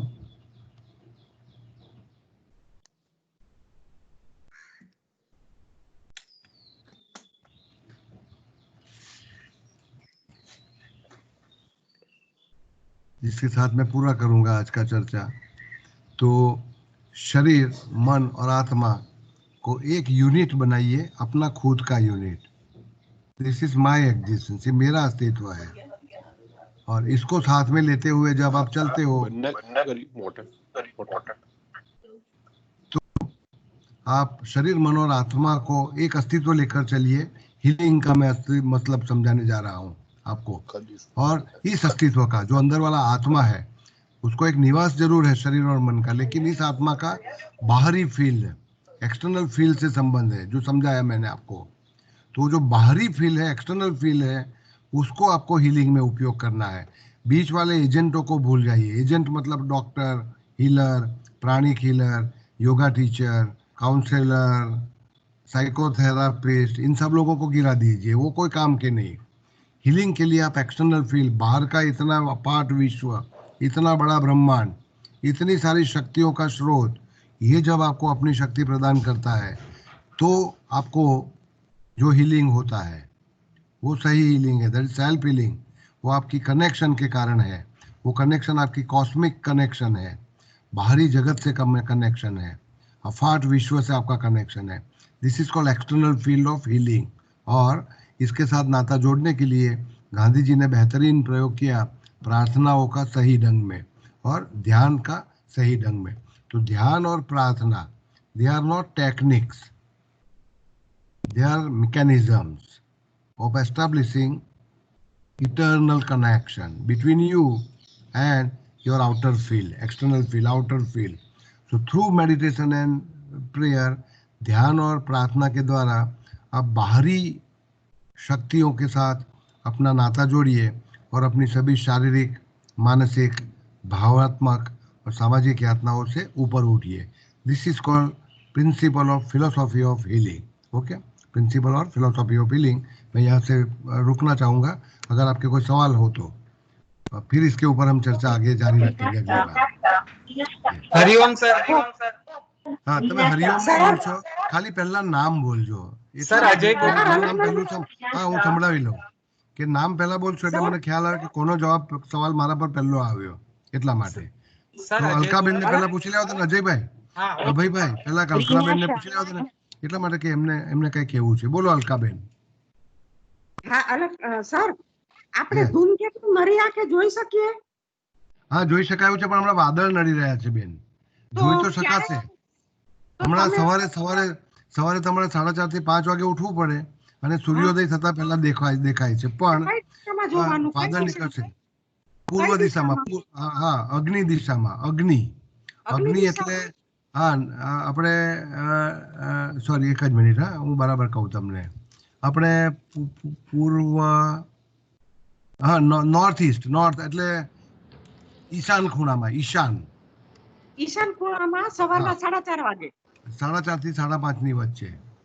પણ નથી દેખાતો કેમ કે વાદળ બહુ હોય છે હમણાં સવારે. ભલે ભલે. ઓકે.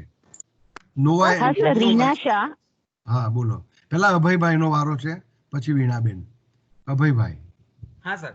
Sir, Yeah. તમે એવું કીધું કે જે બર્થના સમયે જે સ્ટેમ્યુલેશન અથવા તો જે રેકગ્નાઇઝેશન ન મળ્યું હોય, તો એવા બાળકોને આપણે શું કાળજી રાખવી જોઈએ અથવા તો એમને કેવા પ્રકારના પ્રોબ્લેમ થઈ શકે? ઓકે, એટલે મધર ટેરેસાને પિક્ચરમાં લાવવા પડે આપણે કે આવા વંચિત બાળકો છે ને એ તમારા ધ્યાનમાં આવે તો ધ્યાનમાં તમારે એટલે સર મારા ઘરમાં 2 બાળકો છે. આપણે એવા નામથી વાત નહીં કરીએ. એ એટલા માટે કે આપણે લેબલ કરીને હવે કોઈને સિક નહીં જાહેર કરીએ, કેમ કે આ હિલિંગમાં સૌથી મોટું કારસ્તાન છે કે તમે બીમાર છો એમ કહું તો પછી તમે મારી પાસે આવો અને તમને કહો કે તમે આ ચેક કરાવો અને પછી મારી પાસે આ મિકેનિઝમનો ઉપયોગ કરો અને મને પૈસા પૂરા પાડો. તો there is no everyone is sick. બધા જ, તમે ને હું પણ માદા જ છીએ. તો એ થોડું કેમ કે રાગથી ઉપર થઈ જજો પહેલાં પહેલું તો એ જે 2 વ્યક્તિઓ છે એના તરફ, અને નિસ્વાર્થપણે જો તમે એમને પ્રેમ આપી શકો, બરાબર. પણ કમનસીબે મા બાપના પ્રેમથી વંચિત રહી ગયેલું બાળક એ પછી બીજાનો પ્રેમ સ્વીકારી શકતું નથી. બહુ બધા ઉદાહરણો બન્યા છે. તો એ લોકોએ પોતે જ પોતાની જાતને પ્રેમ કરવાની જરૂરિયાત ઊભી થશે. એ 2 જણને કહેવું પડશે. તો એ જે સોકોલ 2 જણ, હા, તો કોઈ હીલ નહીં કરી શકે. એમણે પોતે જ પોતાની જાતને પ્રેમ આપવો પડશે. ઓકે. હા સર, હા. મારો એક પ્રશ્ન હતો. નામ બોલજો સર, આ તમે નામ બોલજો. રીના એટલા માટે શાહ. જેવું તમે પૂછશો એવું મને ખ્યાલ આવે કે હા. કોનો અવાજ પહેલો આવ્યો તો હું ક્રમ બાંધી શકું. હા, રીનાબેન. હા, તો આ જે બહારની તમે અનંત શક્તિ કહી, તો સેમ આ વસ્તુ પાવર ઓફ સબકોન્શિયસ માઇન્ડની બુક જે છે એમાં આ જે પ્રાર્થનાઓ વિશે જે વાત કરી છે, તો શું એને કનેક્ટેડ હોઈ શકે કે આવું તમે પ્રાર્થના કરો, સારું વિચાર કરો, ગુડ પોઝિટિવ થિંકિંગ કરો કે ભાઈ ચલો આ સારું જ થવાનું છે, નેગેટિવ થોટ્સ કાઢીને, તો શું આની સાથે કનેક્ટેડ છે? આ વાત સાચી કે આપણે એ જ શક્તિની વાત કરે છે જે પાવર ઓફ સબકોન્શિયસ માઇન્ડની બુકમાં છે? ઓકે, હવે આપણે પહેલો નિયમ એવો બાંધીએ છીએ કે હીલરમાંથી બહાર નીકળીએ છીએ. આપણે વ્યક્તિઓ હીલ કરે છે એવું બહાર નીકળીએ છીએ. તો પુસ્તકોને અંદરથી પણ બહાર નીકળવાનું હવે તમારે, કારણ કે પુસ્તકોમાં વિચારને બાંધી દીધો. એ પણ એક સ્થાપિત હિત જ થયું, વેસ્ટેડ ઇન્ટરેસ્ટ, બરાબર ને? તો જોસેફ મર્ફીનો હું લવર છું, બહુ યંગ એજથી એમને વાંચું છું અને મને પસંદ છે. આ ચોપડી મેં જ પોતાને લોકોને ભણાવી છે. પણ હવે આપણે પુસ્તકોની પણ ઉપર ઉઠવાનું છે, બરાબર ને? તો તમારી પોતાની એક ફિલોસોફી બનાવો. હવે તમારે શા માટે કોઈનું ઉદાહરણ ટાંકવું પડે કે બાઇબલમાં આમ લખ્યું અથવા તો ગીતામાં આમ લખ્યું અથવા તો પાવર ઓફ નાવમાં આમ લખ્યું, બરાબર ને? અથવા સિક્રેટમાં આવું લખ્યું. તો એ બધા પુસ્તકોની ઉપર ઉઠીને આપણે આપણી જાતને, કેમ કે કોસ્મિક કનેક્શન એ તો હું પણ મારી રીતે એક્સપ્લોર કરી રહ્યો છું અત્યારે. અવકાશ વિજ્ઞાનનો અભ્યાસ કરતાં કરતાં મને છેલ્લા 2-3 વર્ષમાં મેં જે કંઈ જોયું, વાંચ્યું, સાંભળ્યું, એમાંથી મને પણ મારું કનેક્શન નવા પ્રકારનું મળવા માંડ્યું છે હવે. તો આ તો સેલ્ફ એક્સપ્લોર્ડ છે, પોતાની જાતે શોધવાનું. એ કોઈ પુસ્તક લખે કે તમારું, દાખલા તરીકે ઉપનિષદો લખી ગયા કે તમે તો પરમ તત્વનો અંશ છો. હવે એ રટ કરીને, એ પાઠ કરીને, એ માળા જપીને ક્યાં સુધી આપણે આપણા ગાડીમાં પેટ્રોલ નાખીશું?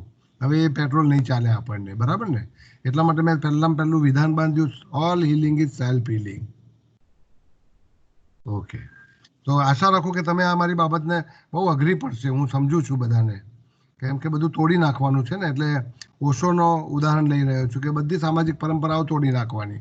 એટલે માદા પડીએ ત્યારે આપણે ડૉક્ટર તરફ જઈએ છીએ, એના કરતાં ઉલટી દિશામાં જઈએ. તો ભગવાન બુદ્ધે એક બહુ સરસ વાક્ય લખ્યું, પ્રતિપદ ગામિની. પ્રતિપદ એટલે અત્યાર સુધી માદા પડતા ત્યારે ડૉક્ટર પાસે જતા હતા, હવે ડૉક્ટરની દિશાથી વિરુદ્ધ દિશામાં જવાનું, એવું થશે. પ્રતિપદ, વોક ઇન ઓપોઝિટ ડાયરેક્શન. બહુ વખત ડોક્ટરો પાસે જઈ જઈને ભીખ માગી, સારો કરો, સારો કરો, સારો કરો, દવા આપો, દવા આપો, દવા આપો, જેટલા પૈસા જોઈએ એટલા લઈ લો, પણ મને સાજો કરો, હું તમને આપવા તૈયાર છું, મારી પાસે મેડિકલ ઇન્સ્યોરન્સ છે, પણ અત્યાર સુધી મારી કોઈ બીમારી દૂર નહીં થઈ. કેમ કે આ બધી સિમ્પ્ટોમેટિક ટ્રીટમેન્ટ છે, ચિહ્નાત્મક સારવાર. એ સારા કરી આપશે, પણ એ પોતે ઈચ્છે કે આ બીજી વાર માદા પડે. એના બદલે આપણે પ્રતિપદગામિની, તમે હવે ભણવા માટે સ્કૂલમાં જવું, બરાબર, અથવા તો સાજા થવા માટે ડૉક્ટર પાસે જવું, અથવા કમાવા માટે કોઈ વર્કિંગ પ્લેસમાં જવું, એના કરતાં પ્રતિપદગામીની ઓપોઝિટ સાઈડમાં જવાનું ચાલુ કરો. જરા વિચાર કરજો, કલ્પના કરજો, હા, કે ભગવાન બુદ્ધે આ વાક્ય 2800 વર્ષ પહેલાં લખેલું છે. તો એનો મતલબ તો સમજતા સમજતા મને પણ ઘણી વાર લાગી, પણ પ્રતિપદ ઓપોઝિટ સ્ટેપ, જે દિશામાં જવાથી દુઃખી થઈ રહ્યા છો એ દિશામાં ના જતા હવે. એટલે કે બધી સામાજિક પરંપરાઓ તોડવાની, એમાં આજે આપણે હિલિંગ પરંપરા તોડવાની છે બધાએ. ઓકે, તો પ્લીઝ થિંક ઓવર, હા, આના પર ચિંતન કરશો. ઓકે, કોઈ સવાલ રહેતો હોય તો, નહીં તો આપણે પૂરો કરવાનો સમય થશે.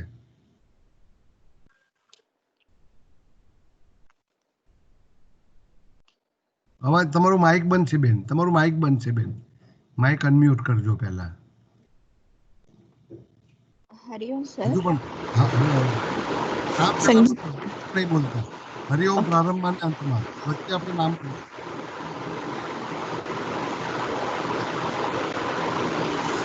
हाँ, संगीता गांधी सर. सर जी आपने ये बोला कि आप परम तत्व का अंश हो, ऐसा कब तक सोचोगे? जी, तो इसका थोड़ा डिटेल बताइए ना सर. अरे बाप, क्योंकि मुझे डिटेल क्या देना? क्योंकि सर यही हम योग में भी सुनते आए हैं और इससे बाहर निकलना होगा अभी आपको. परम तत्व को देखो, आध्यात्मिक तथ्य आपको खुद को स्थापित करना है. मतलब कि जैसे कि मुझे पूछा जाता है तुम परम तत्व में मानते हो, तो मैं मना कर देते हो. अगर तुम कहते हो कि मैं मानती हूँ, तो परम तत्व की व्याख्या तुमको बनाना होगा अभी. मतलब वो उपनिषद में लिखे हुए परम तत्व को मैं नहीं मानती, ऐसा कहिए आप पहले तो. और मेरा परम तत्व में आध्यात्मिक तथ्य हर एक व्यक्ति का अलग होता है, आध्यात्मिक सत्य हर एक व्यक्ति का अलग होता है. आध्यात्मिकता एकाकी मार्ग है, मतलब भीड़ का बनाया हुआ आध्यात्मिक तथ्य, भीड़ का बनाया हुआ, इसका मतलब है कि उपनिषद भीड़ है, यो भगवत गीता भीड़ है. हजारों लोग पढ़ के बोलते हैं कि परमात्मा है, ब्रह्म तत्व है. अब वो भीड़ का सत्य अपना सत्य मत बनाइए, अपना खुद का एकाकी सत्य है. तो आध्यात्मिकता को कहा जाता है loan warrior, loan warrior, loan, एकाकी योद्धा है ये किसी की बात स्वीकार करके नहीं चलेंगे. तो आप भी मत चलिए. आपको भी मेरा गुजारिश है कि परम तत्व में मानते हो कि नहीं मानते हो वो स्पष्ट कर लो. मैंने स्पष्ट कर लिया कि मैं नहीं मानता हूँ, एक सिद्धांतिक भूमिका बना ली. अब इसके बाद मैं नहीं मानता हूँ तो मेरा आध्यात्मिकता कहाँ जाएगा? वो मेरी खुद की यात्रा है. आप कहते हो कि मैं परम तत्व में मानती हो, तो अब ये तय करना है आपको कि उपनिषद वाली परम तत्व को मैं नहीं मानती, और फिर आपकी परम तत्व को खोजना होगा, है ना. वो आपका एकाकी लोन वॉरियर, अकेले में निकलेंगे आप. किसी को पूछेंगे नहीं आप किस में मानते हो, उपनिषद क्या कहता है, या ब्रह्म सूत्र में क्या लिखा है, या भगवान बुद्ध क्या कहते थे, किसी को पूछने का नहीं. अपनी खुद की आप यात्रा तय करिए.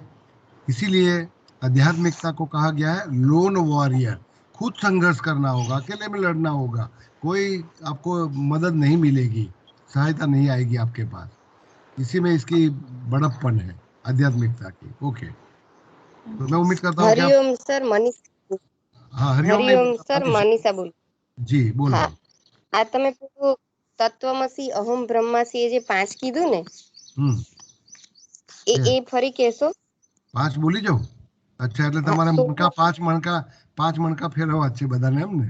ઓકે, અહમ બ્રહ્માસ્મિ, हाँ, महावाक्य कहे जाते हैं उनको. अहम ब्रह्मास्मि, तत्वमसि, तत्वमसि, दूसरा मणका. तीसरा मणका अहम ब्रह्मास्मि. ओ सॉरी, ये तो बोल दिया ना मैंने. अहम हाँ, बोल ब्रह्मास्मि, दिया. तत्वमसि, प्रज्ञानम ब्रह्म, प्रज्ञानम ब्रह्म. चौथा अयम आत्मा ब्रह्म, अयम आत्मा ब्रह्म. प्रज्ञानम ब्रह्म, अयम आत्मा ब्रह्म, अयम आत्मा तो ब्रह्म। और पांचवा है उपवाक्य कहा जाता है। पांच ऊपर वाले चार महावाक्य, एक पांचवा उपवाक्य है, सह अहम सोहम। लेकिन माला मत फेरिएगा उसकी, ના उसको। સર, તમે કીધું બહુ જ સારું લાગ્યું. તમે હા. કીધું એવું જાતે જ એક્સપિરિયન્સ કરવાનો, જાતની જ ગલી શોધવાની, જાતનો જ રસ્તો શોધવાનો. એ એક્સપિરિયન્સ કરીએ છીએ.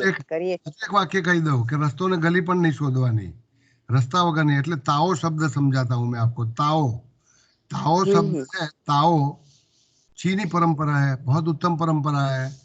उसमें यात्रा जरूर करना है आपको, लेकिन उसमें कोई रास्ता नहीं होता। ताओ शब्द का मतलब समझा रहा हूं मैं आपको।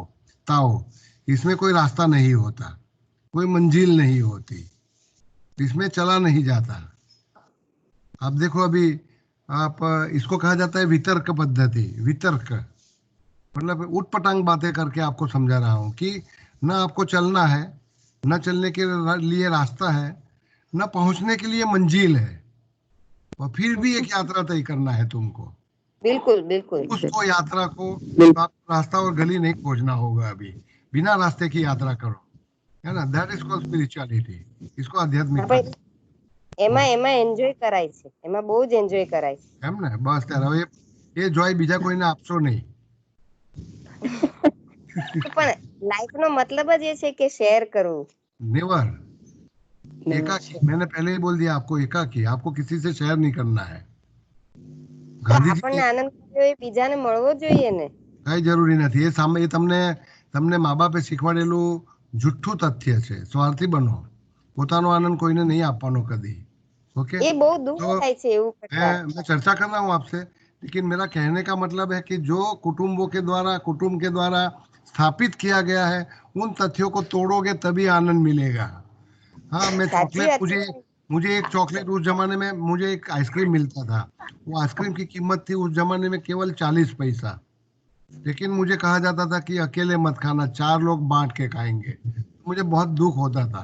तभी से तय किया हुआ कि मैं शेयर नहीं करूंगा, है ना। मैं किसी से मेरी પણ खुशी शेयर नहीं करूंगा। પણ એવું આપવાથી તો આપણી ખુશી વધી જાય। નહીં, એ મને નથી ખબર, એ આપણે ચર્ચા બીજી વાર કરીશું।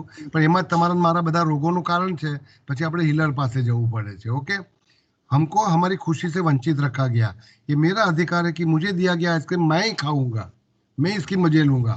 तो હેવમોરના દુકાનોમાં ગયા છો કોઈ દિવસ, એમાં એક બહુ સરસ મજાનું વાક્ય લખેલું હોય છે। સયાજીગંજ સ્ટેશનમાં જજો અને ત્યાં જે હેવમોરની દુકાન છે, યશ કમલની નીચે, બહુ ગમે છે એ વાક્ય। મેં લોખી કોતરી કાઢ્યું છે મારા હૃદયમાં। એ વાક્ય છે, buy an ice cream and do not offer that ice cream to your child, that is have more. Okay, very good sir. Very good sir. સમજી ગયા।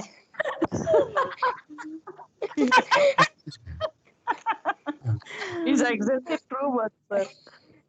સાચી વાત છે। એટલે એ જે નાનપણમાં આવેલું હોય એ કાઢવા મહેનત પડે છે, બહુ મહેનત પડે છે। તમે જોજો વાંદરો કશું શેર નથી કરતો એની બાજુમાં બેઠેલા જોડે, એટલે ખુશ છે। આપણે બધાએ કરવું પડે છે। પૂંછડી કાપી નાખી એટલે, પૂંછડી કાપીને હાથ ના આપ્યા હોત તો આપણે શેર ના કરતા હોત। તો ચાર્લ્સ ડાર્વિનને તમે વાંચજો, ઓરિજિન ઓફ સ્પીસીસ, તો એમાં એમણે આ બધું લખેલું છે કે આ બધું તમે પૂંછડી કાઢીને હાથ મેળવવા ગયા ને, એની બધી પીડાઓ છે બધી। એના કરતા પૂંછડી સાચી છે। ये तो सर आपने ऐसे बता दिया, इंसान बहुत खतरनाक हो गया है। કોઈ મીનિંગફુલ કોઈનો પ્રશ્ન હોય તો, નહીં તો આપણે પૂરું કરીએ। અને જો તમને મજા આવી હોય તો આ ચર્ચાને આપણે આગળ રાખીશું। ચાલો, ઓકે। सर इससे તમે आगे जरूर बढ़ाना। તમે તમારી વાણીથી એટલો સરસ સુવાળો હાથ ફેર્યો છે, ખરેખર। એ તમારી થેન્ક યુ વેરી મચ। લાચારી થશે, તમારી લાચારી થશે, એમાંથી બહાર નીકળી જજો બેન, બધા ભાઈઓ બહેનો બધા, કે અત્યારે અહીંયાથી જે નીકળી ગયું એ એક તારો તૂટે છે આકાશમાં। એ તૂટે છે ત્યારે અમુક તત્વોને આકાશમાં છોડી દે છે, એમાંથી કોસ્મિક ડસ્ટ બને છે। એ કોસ્મિક ડસ્ટ ભટકતી ભટકતી સૂર્યમંડળમાં આવે છે, અને એમાંથી કેટલીક પૃથ્વી ઉપર લેન્ડ થાય છે, અને એમાંથી કેટલીક ડસ્ટમાંથી તમારું મારું અસ્તિત્વ સર્જાય છે। તો વિચારો કોસ્મિક ડસ્ટ છે, એના ઉપર કોઈની માલિકી ના હોય, એને આકાશમાં છુટ્ટી મૂકી દેવાની અને પછી એને ભૂલી જવાની. તો આશા રાખું કે આજે જે કંઈ ચર્ચા મેં થોડી બંધારણ કર્યું છે, હું પોતે તૈયાર કરી નહોતો શક્યો અને છેલ્લી ઘડીએ એનાઉન્સમેન્ટ કર્યું અને મને પણ બહુ ખ્યાલ નહોતો કે શું રજૂઆત કરવી, પણ મારી ઈચ્છા એવી રહે છે કે તમને તમે જે અત્યાર સુધી શીખતા આવ્યા છો યોગના નામથી, એ પરંપરાગત સ્થાપિત વિચારધારાથી થોડા તોડવા અને બહાર કાઢવા. તો એનો આજે મેં એક પ્રયાસ કર્યો. તો આશા રાખું કે તમને પસંદ આવ્યું હોય. આવતા રવિવારે પણ આપણે આ જ વિષય લઈને ચાલુ રાખીશું, કેમ કે 2 રવિવાર મારે કાઢવાના છે, પછી એક જીવનલક્ષી લાંબો વિષય લેવાનો છે મારે. એના માટે મારે થોડો ટાઈમ જોઈએ છે, એટલા માટે. તો હરિઓમ બધાને. આવતા રવિવારે કિરણભાઈ, ઈલા પંડ્યા બોલો. હા કિરણભાઈ, તત્વમસી અને સોહમ એ બંને સરખા નહીં? પણ છે ને, તો એ સહ અહમ પાછળથી આવેલું છે જી. અને આપણે પુરુષમાં તફાવત છે ને, તત્વમસી એટલે મેં બીજા પુરુષને કહ્યું છે. અને સહ અહમ, એમાં અહમ પહેલો પુરુષ છે. એટલે વ્યાકરણની દ્રષ્ટિએ આ તફાવત છે. જો વ્યાકરણની દ્રષ્ટિએ કહો તો મૂળભૂત તો વિધાન એક જ છે કે તમે પરમ તત્વ સ્વરૂપ છો, પણ એને અલગ અલગ રીતે કહેવામાં આવેલું છે. બરાબર? તો એકમાં બીજો પુરુષ એક વચન વાપર્યો છે અને બીજામાં પહેલો પુરુષ એક વચન. આ વ્યાકરણનો ભેદ છે બંનેમાં. અને એ મે બી કે પેલું આપણે જે પરંપરા કહે છે, ગુરુ એવું કે છે કે તત્વમસી, તો somebody else tells you. somebody else is telling you. પણ બીજા શું કામ કહેવું પડે મને પોતાને? એટલે તો મેં સેલ્ફ હિલિંગ કહ્યું તમને. એટલા માટે એક પુરુષ બધું એક વચન, એક પુરુષ પહેલા પુરુષ એક વચનમાં જ બોલવાનું. બરાબર ને? બસ. सर संगीता गांधी सर, सह अहम भी तो ये हुआ ना सर कि वो मैं अभी आपको सोचना है ना बाकी का, तो वो मैं हूँ, मैं दूसरा आ गया ना सर. नहीं, वो सब अभी एक एक विधान को, मेरी तो गुजारिश है कि सब भूल ही जाइए अभी 5 विधानों को. इसमें कुछ लेना नहीं है आपको. फिर भी अगर इच्छा है तो अभी स्व यात्रा करिए, इसमें से आपको क्या पा सकते हो खोजिए.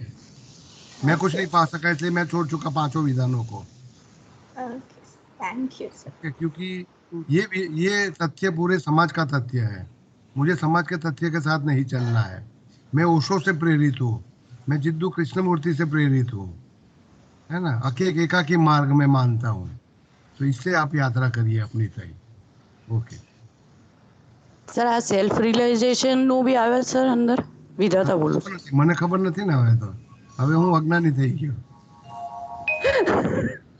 સર બહુ સરસ સેશન હતું. Good sir. ચાલો, okay, thank you sir. Hariom sir. બધાને આવજો. કોફી પીઓ, ચા પીઓ?